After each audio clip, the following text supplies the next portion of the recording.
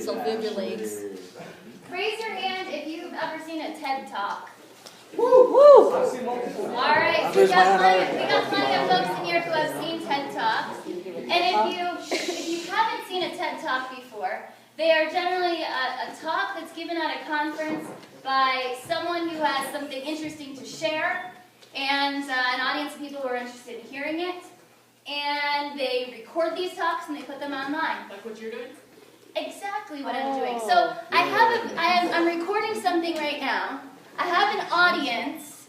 So this could be a TED Talk, right? Yeah. What else do I need? You need TED letters. You need that sign. I need the TED letters. Okay. You have them? I have the TED letters. Wow. It's backwards. Hey. It's backwards. Ashley, it's backwards. Don't worry You about need to it. be on the stage. So this could be a stage, right? No? Anything can be a stage. So how many of you before today have ever seen a TED Talk live? I have. Maybe you don't. I've watched one I have never Watched seen one one that was live, Brad Snapchatted. but it's something that I would like to do. And so I invite you all here for this experience with me where I am determining that even if the people from TED are not here, I am giving a TED Talk. Can I have one? So in some sense, maybe this makes me a bold person. We've talked about life experiences and situations that have come up for us and defining moments with our life graphs. And we're going to take that a step further with this talk and with a small group after this. Because we're going to think about who we were in those moments, the choices we made, and the opportunities we had to create who we are as people. Now when someone asks me who I am or asks you who you are, there are probably a lot of labels that you have that weren't necessarily something that you chose. They're things that are selected for you. And these are all part of who we are, I suppose. But they're things that, I don't know, they're not things that we necessarily always identify with, but they're things that people tell us that we are. And when someone asks us who we are, we have the opportunity to really share this. But to share this, we need to figure out for ourselves who we are. And what I want to talk about today, because when you give a TED Talk, you kind of need to have a purpose, right? Maybe something profound to talk about, maybe something difficult. And let me tell you that talking about yourself and thinking about yourself and who you are is extremely difficult.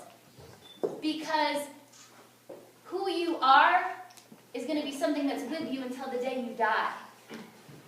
And who we are is more than just the things that other people say to us, although they will affect us. But it has to do with those situations in life and who we choose to be in those moments. So I want to actually tell you today the story of a girl. And this girl's story starts when she's in 2nd grade. And she has a really cool opportunity. She lives in New York, about 60 miles north of New York City. She has a really cool opportunity to go and see the Phantom of the Opera musical live on stage at the Majestic Theater. Ooh. And she's so excited. She goes in and she sees the ceiling is above her and it's gold and it's glistening. And the chairs, they're plush and red and comfortable. And the things that she sees on stage are just she's taking them in with all of her senses. But then, once the curtain drops and everything gets dark, the huge chandelier that's up in the top of the theater comes crashing to the stage. There's really loud music. She pulls her coat over her head. She can't believe it. What am I doing here? What has my mom brought me to? But then the music, it gets nicer. The lights come on. And on stage she sees beautiful costumes. She hears beautiful voices. And it's just an experience that she's never had before. And one of the scenes is a masquerade ball. And she's sitting there on the edge of her seat, and she can't get any closer to it. Because there's these amazing costumes in front of her, these beautiful masks, this huge staircase, and all of these people are dancing as if they're dancing for her. And so right now I want to take show, and we're going to play a song, the song that's playing during the masquerade ball, and what she's experiencing sitting there watching this as a second grader. The lyrics are in your book.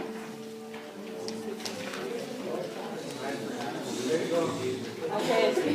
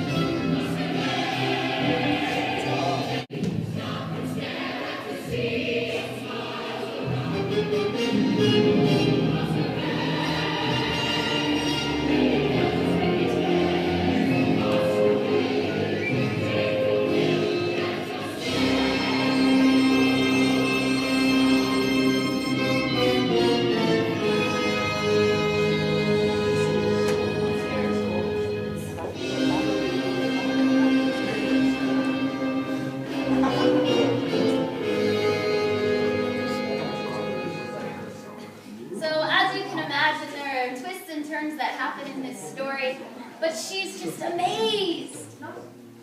But she's also young. She doesn't know all of the things that masks mean and all of the roles they have in our lives. We have different emotions at times. And sometimes we have to wear a mask to help us deal with those emotions or to hide them. Sometimes we wear a mask because it's fun, because it's cool. But sometimes we wear them and they're detrimental, and they make our lives more difficult. And so, she dreamed of one day being able to wear a mask like the ones that she saw on stage.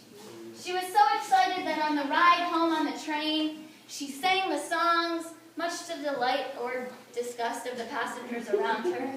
She went home, and in her basement, she built a little stage. She got all of her friends together. They were going to put on a production of The Phantom of the Opera in her basement.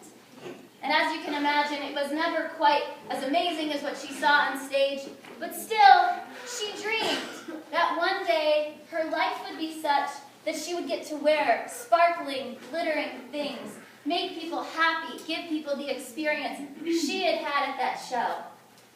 Unfortunately, though, before she had the opportunity to wear this mask, she had to wear a mask that looked like this. Oh.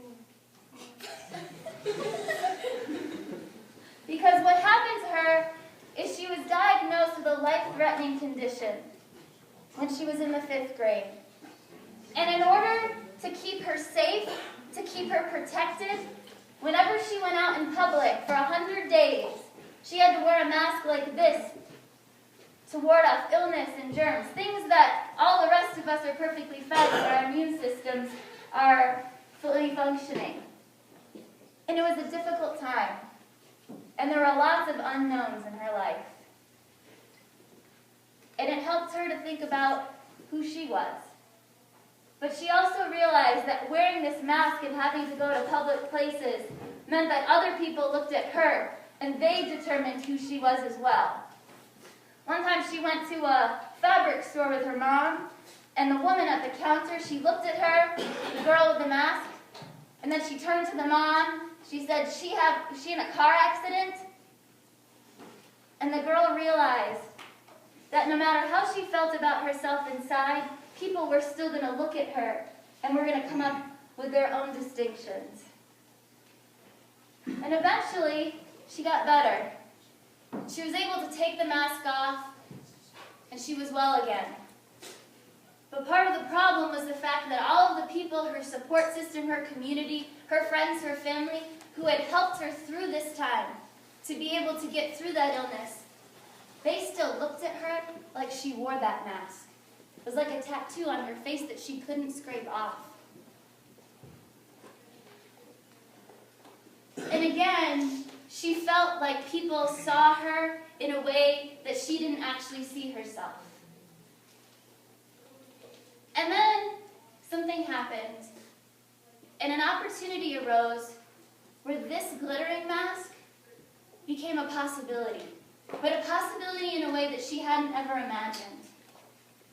And so what I want to do is to share with you that story of transformation, from a mask that looks like this to a mask like this, and what that all meant. And I'm going to share that in the form of a poem. Who knew the best speeches could be made possible